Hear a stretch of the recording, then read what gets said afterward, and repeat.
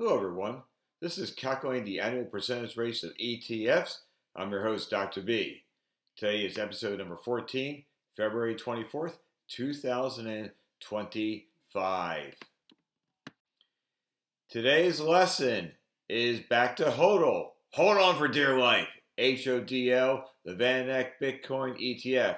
When I first profiled this back in November, the investment objective, the goal is to reflect the performance of Bitcoin's price, minus the operational expenses of this ETF.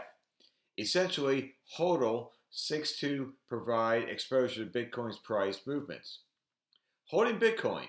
This ETF directly holds Bitcoin as its underlying asset. This means investors in HODL are exposed to Bitcoin's price performance without needing to directly purchase and store Bitcoin themselves.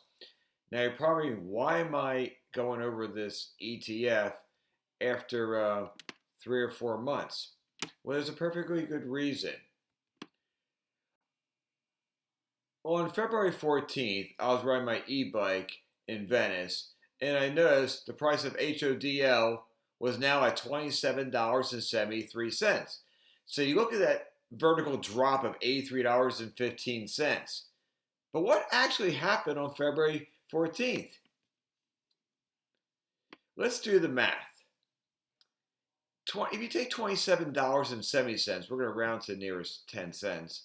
And if you multiply by 3, well, that gives you $83.10. Pretty close to $83.15. HODL's value did not drop 75%. Here's what happened. HODL split its shares 4-1. An ETF split is similar to a stock split. ETF splits occur often or less often than stock splits. Yes, ETFs can split their shares. However, mutual funds split their shares much less often than ETFs. So I didn't lose my 75% of the value, neither did anybody else who invested in HODL. Instead, this is what really happened. Let's put a little bit more graphic back on there. On November 24, 2024, this is what I shared with you. Ethereum ETF from Van Eck, it was priced at $48.21, and I had a 15% gain. Not bad. HODL's Van Eck Bitcoin ETF on that date was $112.38, and I had a gain of 65.5%. Woohoo! But on February 24th, here's what happened. If you notice a difference in shares for Ethereum, I went from 54 shares to 57 shares. So I bought 3 more shares. Except at that time, the price went up and then went back down again. So now the price is about $38.60. So I'm down $210 from my overall investment. Okay, I can live with being down for a little bit of time. But if you notice, the price of Ethereum has been down lately. So is the price of Bitcoin. We'll get to that later. HODL, if you notice, I went from 54 shares. Now I actually bought another share, so I had 55 shares. And if you multiply by 4, now I have 220 shares. Woo! But the price is $26.83 as of closing date of February 22nd. So if you multiply that by 220 shares, you see that my portfolio value is roughly $5,900, or a gain of 56%. Still, that's not bad, but is this relative to what Bitcoin is going on? And the answer is yes, it is. If you notice, Bitcoin is around $96,540. So if you also notice here, there's a little triangle I have here.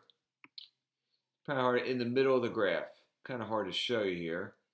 But it's in the middle of the graph. There's a triangle. That was February 24th, 2024.